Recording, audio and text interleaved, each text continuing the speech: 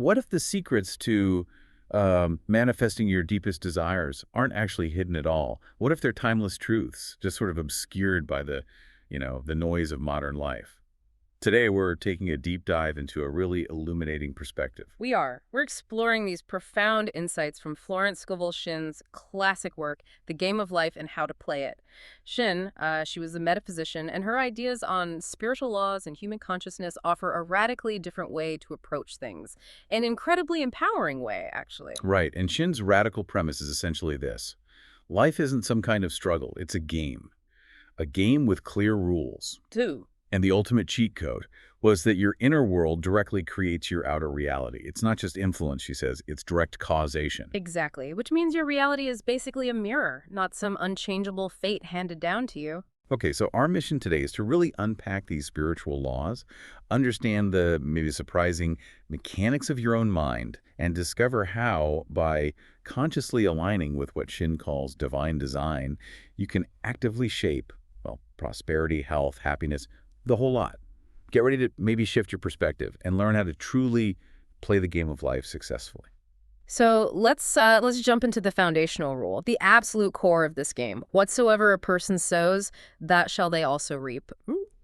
Fundamentally, it just means whatever you send out into the world, in word or deed, it will inevitably return to you. It's like a universal echo. It's remarkably direct, isn't it? Oh, absolutely. If you give hate, you get hate back. Give love, you get love. Criticize. Criticize. Lie, and you'll be lied to. Cheat, and you'll be cheated on. It's this unyielding law of return. And as you hear that, listening in, you might instantly recognize this principle playing out in your own life. Think about it.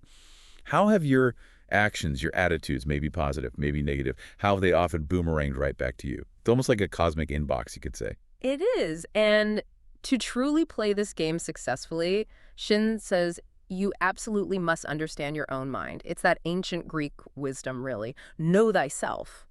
And she outlines three crucial departments of the mind. Each one has its own specific role. Okay, so first up is the subconscious mind. How does she describe that? She calls it power without direction, almost like a powerful river or electricity. It just flows where it's directed. It's a non-discriminating servant, basically.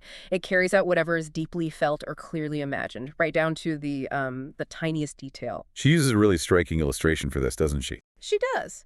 It's about a woman who, as a child, continually made believe she was a widow.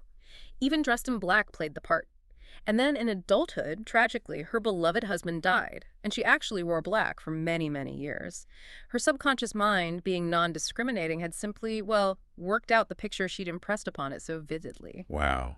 That's a chilling example. A subconscious is this silent, literal listener, just recording every thought, every word, like grooves on an old record.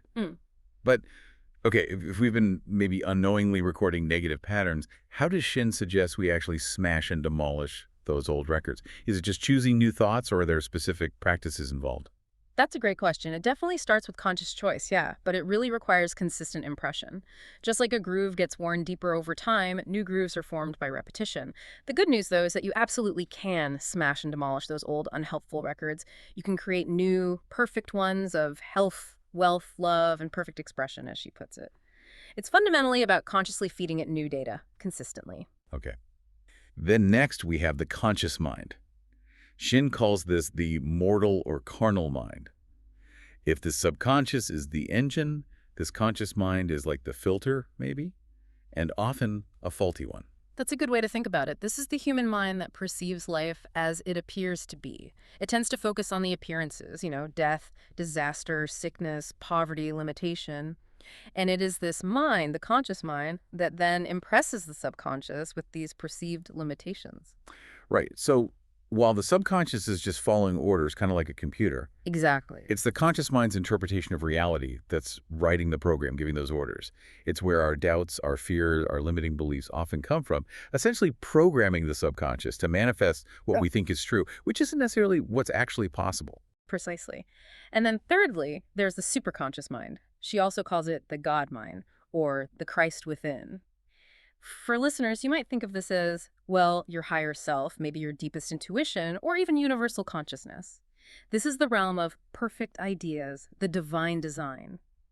Shin says it holds the perfect blueprint for each person. A unique place that you're supposed to fill and no one else can fill it. Something you're supposed to do that no one else can do. What's fascinating there is how she says this true destiny often flashes across the conscious mind as an unattainable ideal, like something too good to be true. That feeling maybe of a calling or a dream that seems just out of reach. Mm-hmm. That could actually be a whisper from your superconscious. That's exactly your point. It's that inner knowing trying to break through the conscious mind's limitations. So, if you're listening, maybe ask yourself, how much of your current reality is being shaped by your conscious mind's perception of limitations? And how much are you actively trying to tune into those perfect ideas waiting in your superconscious? Yeah. It's a really profound question about, well, where you're drawing your reality from. Yeah, and this leads right into how we shape that reality. Shin emphasizes that imagination plays a, quote, leading part in the game of life. She even cites Proverbs, keep your heart or imagination with all diligence, for out of it are the issues of life. She calls imagination the scissors of the mind, constantly cutting out these pictures that sooner or later externalize in your affairs. This next point, though, it's really compelling because it comes with this crucial warning attached to the power of imagination. Shin tells a story, right, about a man. Yes, a man who feared a specific rare disease. He pictured it continually, read about it obsessively, until tragically it manifested in his body and actually killed him. He became, in her words, a victim of distorted imagination or wrong thinking. It just underscores how literal that subconscious response can be. Frightening. But the flip side is equally powerful. Absolutely. Because when imagination is trained, consciously trained to imagine only good, it becomes this incredibly powerful tool for creation. It brings good into one's life. She lists health, wealth, love, friends, perfect self-expression, and achieving your highest ideals. It's all about the conscious direction of that mental energy. And then there's the other huge piece. The incredible, often overlooked power of the spoken word. The teaching warns, by your words you are justified, and by your words you are condemned. Many people, she explains, have actually brought disaster into their lives through idle words, just casual, unthinking words. Yeah, consider these examples she gives. They're really potent. There was a woman tired of managing her home who repeatedly said, I'm sick and tired of things. I wish I lived in a trunk. Oh, dear. Yeah. Years later, she realized she was, metaphorically speaking, living in that trunk, stuck. Another woman who actually had money continually joked about getting ready for the poorhouse. In a few years, she was almost destitute. Why? Because she had impressed the subconscious with a picture of lack and limitation. And here's that crucial insight again, which might make us all rethink our casual jokes or complaints. Shin asserts the subconscious mind has no sense of humor. None. So when you joke about being broke or say, I'm sick and tired of this, your subconscious literally takes those offhand remarks as instructions and starts working to manifest them. It's almost unsettling, isn't it? It truly is. But thankfully, this law works both ways. That's the key. Shin reminds us that our true source of supply is infinite. Call it God, the universe, whatever resonates. And we can release all that belongs to us by divine right through our spoken word combined with perfect faith. The words of the prophet Isaiah really echo here. My word shall not return unto me void, but shall accomplish that whereunto it is sent. There's an inspiring example that really brings this home. A woman with only $8 left in the world. Yes. She was told to bless it, to see it multiplying, like the story of the loaves and fishes.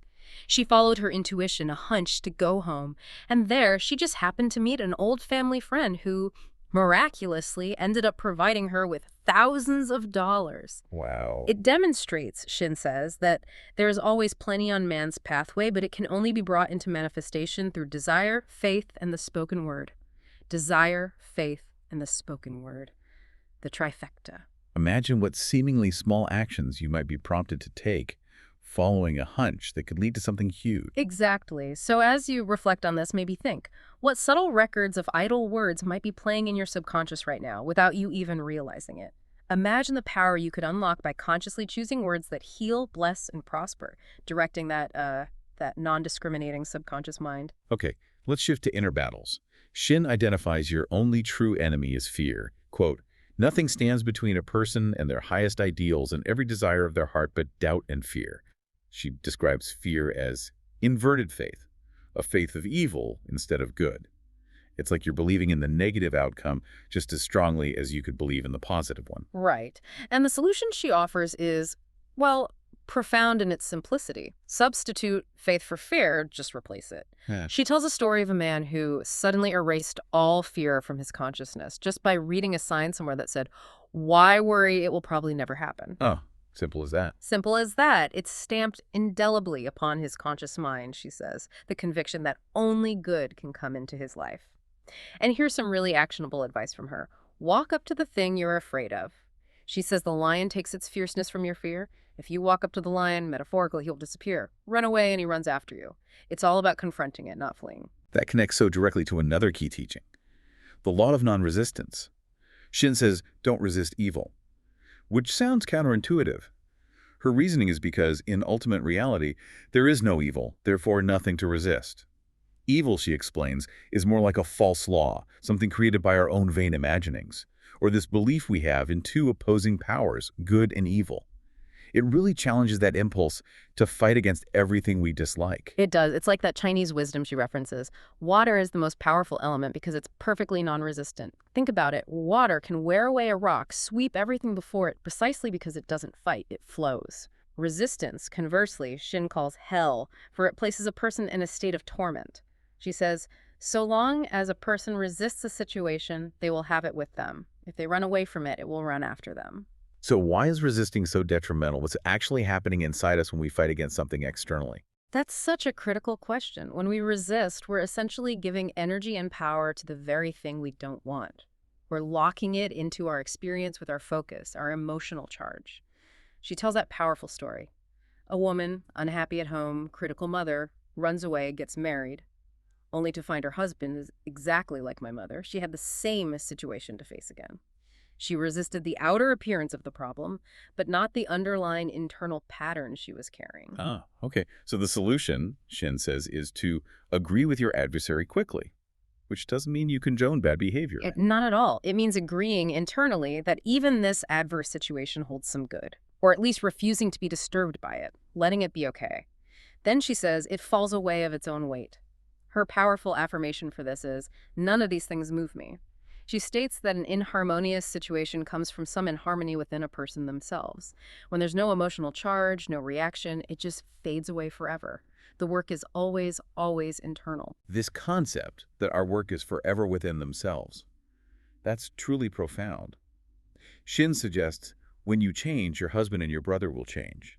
That really challenges the common idea that we need to change other people for our situation to improve. What's the practical implication of taking that responsibility entirely inward? It's like life is just a mirror, and we only find ourselves reflected back in our associates, our circumstances. It forces you to look at your own contribution, your own vibration, your own patterns in any situation. You shift from being a victim of circumstances to being the creator of your experience. She even suggests that technique. Baptize events. If you have a failure, baptize its success in the name of the Father and the Son and the Holy Ghost. It's like you transmute it, redefine it right then and there. Exactly. You refuse to accept the appearance of failure. And this all flows beautifully into the law of love and forgiveness. Shin boldly states, love or goodwill takes every trick, every single time. And maybe controversially for some, she says that all sickness and unhappiness stem directly from a violation of the law of love. Wow. So she's really saying that healing the body actually starts with healing the soul, which in her terms is the subconscious mind. The subconscious has to be saved from wrong thinking. It's like that biblical phrase, he restores my soul, actually means the subconscious must be restored with right ideas, right thinking. It implies this incredibly direct link between our mental state and our physical well-being. And she details direct physical manifestations. For instance, continual criticism produces rheumatism. Or false growths are caused by jealousy, hatred, unforgiveness, fear, etc. She flatly states, every disease is caused by a mind not at ease. And perhaps most profoundly, unforgiveness is the most prolific cause of disease. Holding on to resentment literally makes you sick. She illustrates this with that truly wild story about the woman who claimed she got sick from a poisoned oyster. Right, and Shin's reply was just so direct, you poisoned the oyster, what's the matter with you? And the woman's answer. She replied, oh, about 19 people. She had apparently quarreled with 19 different people. She was carrying so much negativity, she attracted the wrong oyster, the experience that matched her inner state. It's a very literal illustration. Any inharmony on the outside indicates mental inharmony inside. So the teaching goes further, suggesting love your enemies. Bless them that curse you. Hmm. This isn't just being nice, is it? No, according to Shin, this goodwill produces a great aura of protection about the one who sends it, and no weapon that is formed against them shall prosper. It's like an energetic shield built from love and forgiveness. And we see this transformation through love in that example of the woman with a terrible, seemingly incurable skin disease. She was filled with hatred after being unjustly dismissed from her job. Yes, and she consciously worked in silence just to be at peace with herself, with the man who fired her, with the whole world. Total forgiveness. And the result? On the third day of this intense inner work, she was completely healed. By consciously choosing love, asking for it, letting go of resentment, she fulfilled the law. And the disease, which Shin says came from subconscious resentment, was just wiped out.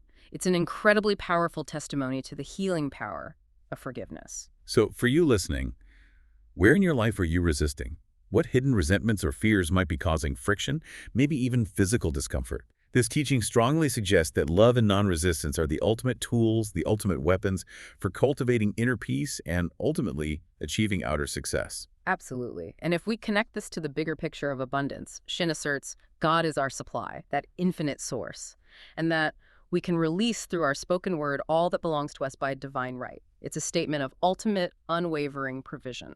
This leads us right into the law of giving and receiving. Ask and it shall be given you. Seek and you shall find. Knock and it shall be opened to you. Man, she says, must make the first move. Exactly. And giving opens the way for receiving. It has to flow. Tithing, for example, giving 1/10 of one's income, is presented as a practice that is sure to bring increase, making it return blessed and multiplied. But the key is the attitude. The gift must be given with love and cheerfulness because, as the saying goes, God loveth a cheerful giver, not grudgingly.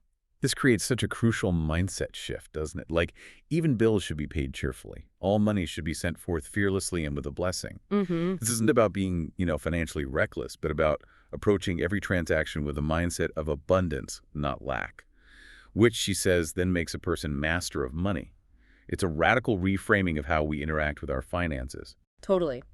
And then there's the flip side, the law of use, which stands firmly against hoarding. Hoarding and saving invariably lead to loss, she warns. She quotes that biblical wisdom. There is that scatters and yet increases, and there is that withholds more than is meet but is tended to poverty.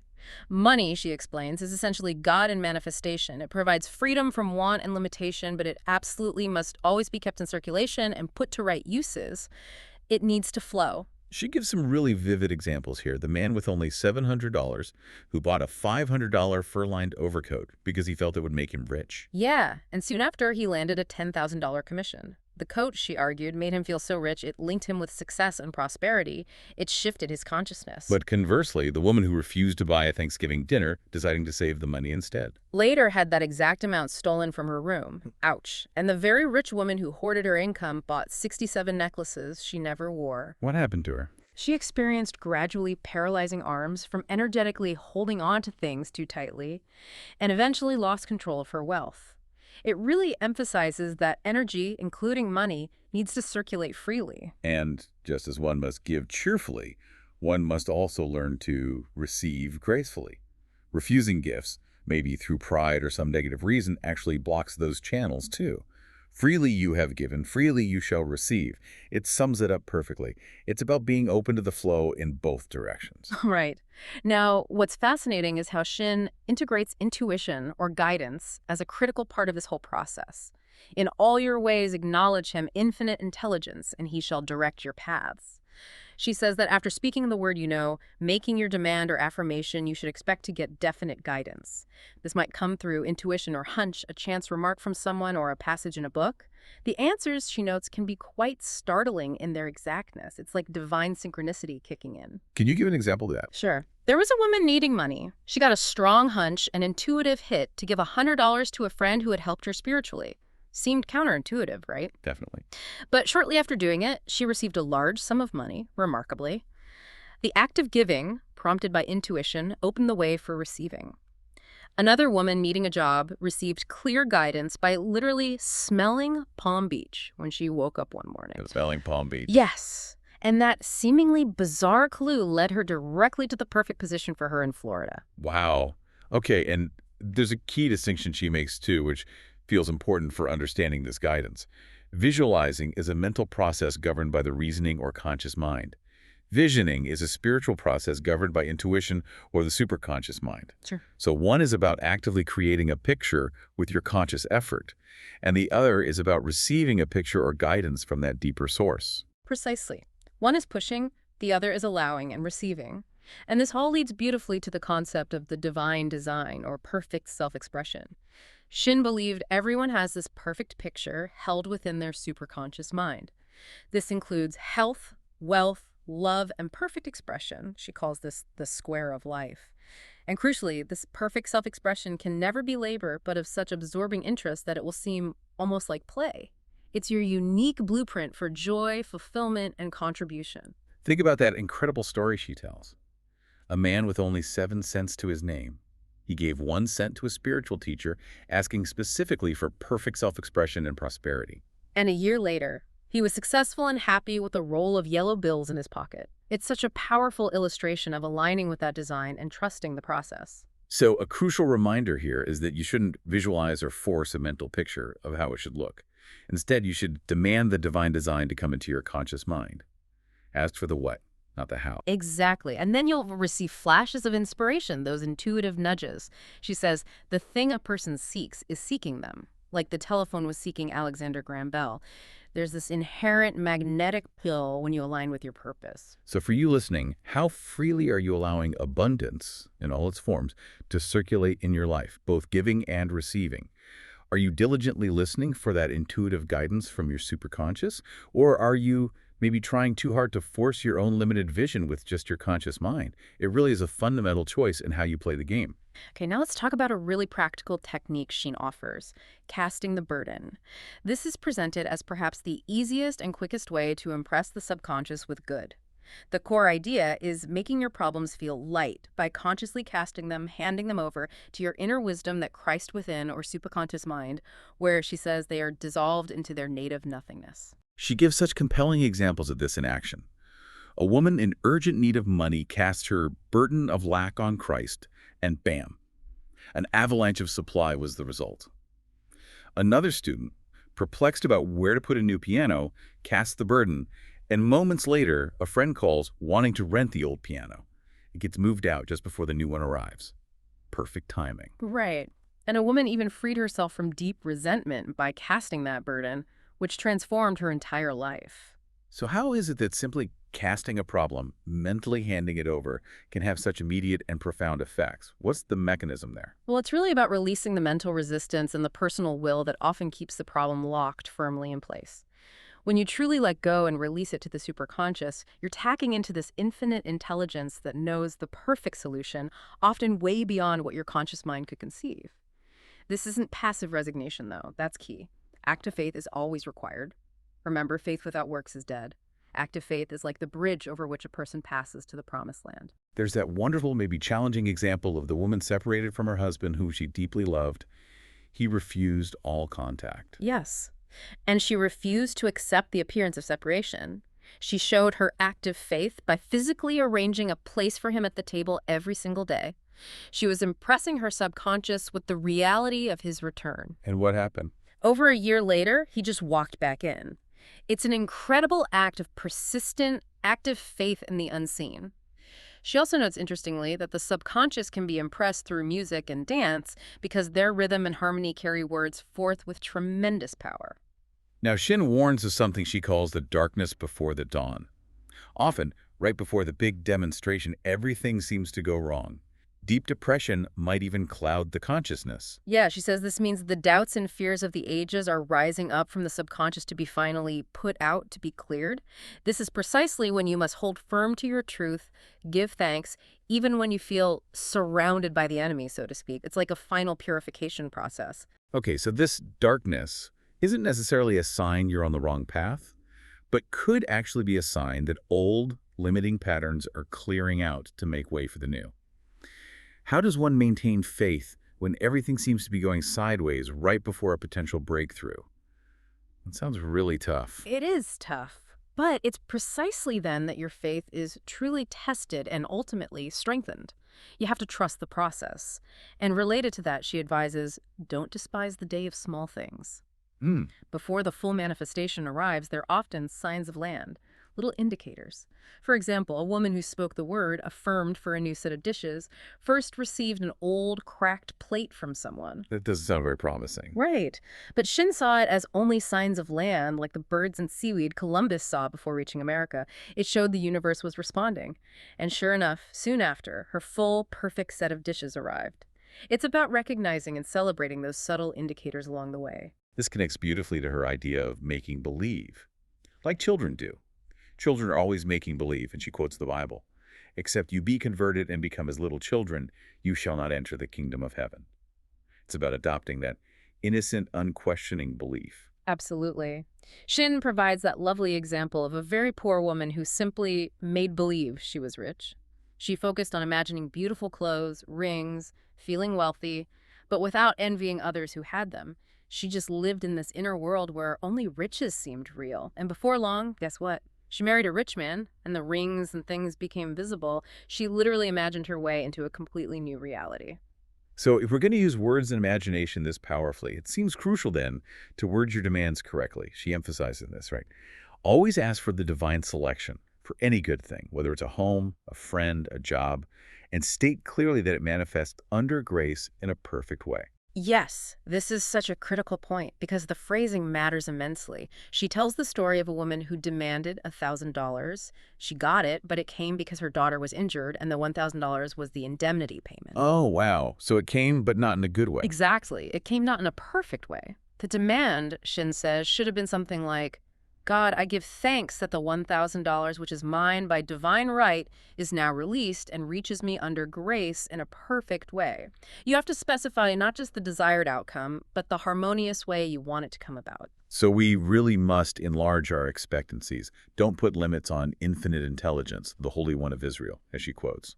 She reminds us again and again, wealth is a matter of consciousness. It's not about the physical dollars piling up, but about cultivating that inner mindset of limitless abundance. And Shin really stresses the importance of living in the now. Behold, now is the accepted time. Now is the day of salvation. Bless the past, let it go. Bless the future, anticipate good, but live fully in the now. Her very practical tip, begin your day with right words. Consciously set your intention, something like, your will be done this day. Today is a day of completion. I give thanks for this perfect day. Miracle will follow. Miracle and wonders shall never cease. Make affirming the good a daily habit. She also highlights that poise is power, inner calm, because it gives God power a chance to rush through man. When we're poised, we think clearly and make right decisions quickly. We never miss a trick. Anger, on the other hand, she says, blinds and blurs the vision and is even the root of many diseases. It's about maintaining that inner calm to receive outer clarity and guidance. And what's particularly powerful here, especially when things feel overwhelming, is the command to stand still. Remember, the battle is God's, not ours. When you've done all you consciously can, done your active faith part, then you stand still and see the salvation of the Lord. This means releasing your personal will, your desperate need to control the outcome, and letting infinite intelligence handle the details. Like the example of the mother consumed by fear for her daughter who's planning a hazardous trip. Exactly. When she was told to just let go, to take your mental hands off and simply affirm, I put the situation in the hands of infinite love and wisdom, what happened? Her daughter soon gave up the trip voluntarily. It wasn't about forcing the daughter, but changing the mother's inner state. Precisely. Shin states firmly, God doesn't need any time and is never too late. She cites examples like a man getting a needed $3,000 loan literally 15 minutes before the bank closed for the weekend, or a $100 bill suddenly appearing in an empty safe deposit box. It's about surrendering the how and the when to that higher power. This connects, too, to the power of agreement she mentions. If two of you shall agree on earth as touching anything that they shall ask, it shall be done for them.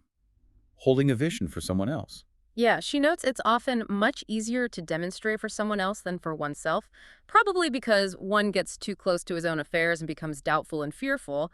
It's easier to hold that clear, unwavering vision for another. Shin boldly declares, no person can fail if one person sees them successful. Think about the power of holding that positive space for others. And crucially, circling back, she explains that Christian teaching, at its core, is founded on forgiveness. The Christ within each of us, that superconscious part, is our redeemer and salvation from all inharmonious conditions. This inner power gives a person power to rub out their mistakes. It's about spiritual course correction, wiping the slate clean. And here's that compelling example. The woman who received a counterfeit $20 bill. When she looked inward, she realized she had recently sent a friend some stage money as a joke. Cause and effect. Wow. So what did she do? She consciously called on the law of forgiveness, affirmed she was under grace and not under law, meaning not subject to karma or negative consequences. And guess what? The bank called her back, apologized for their mistake, and gave her a real $20 bill. It's like even an unintentional negative action created a ripple, but conscious forgiveness and shifting her mindset literally rewrote the outcome in that moment. Incredible. So the ultimate goal of this whole game of life, as Shin concludes, is really to bring our heaven on this earth, right here, right now. And this is achieved through applying these seemingly simple yet profoundly challenging rules: fearless faith, non-resistance, and love. Exactly. And to help impress the subconscious with these truths, she provides numerous powerful affirmations as practical tools. For supply, for instance, one might consistently affirm, God is my unfailing supply, and large sums of money come to me quickly under grace in perfect ways for right conditions. Or maybe for health. Divine love floods my consciousness with health, and every cell in my body is filled with light. Or even for eyesight. My eyes are God's eyes. I see with the eyes of the Spirit. I see clearly the open way. There are no obstacles on my pathway. I see clearly the perfect plan. For finding right work, I have perfect work in a perfect way. I give perfect service for perfect pay. And for releasing any burden or limitation, I cast this burden on Christ within and I go free. These aren't just positive thinking fluff. They're intended as conscious commands, instructions given to your powerful subconscious mind. So we've really uncovered this radical idea today that life isn't some random struggle, but actually a game governed by precise spiritual laws. And by understanding and actively applying its rules, especially the immense power of our thoughts, our words, our imagination, all fueled by fearless faith, non-resistance, and love, we can actually gain dominion over our external world. Yeah, Shin's wisdom really challenges you, doesn't it? To be transformed by the renewing of your mind, as the scripture says. To step into a whole new way of living. To recognize your own inner wisdom, that Christ within, as your ultimate redeemer and salvation. What if every single challenge you face is simply an invitation? An invitation to apply these timeless truths and finally unlock the divine design of your life, that destiny waiting for you, filled with health, wealth, love, and perfect self-expression. It's a powerful reframe. Step. So as you reflect on this deep dive we've taken today, maybe ask yourself, what single truth, what one idea from Shin's teachings will you choose to consciously integrate into your thinking, into your actions, starting right now? What's the first step you'll take to play the game differently?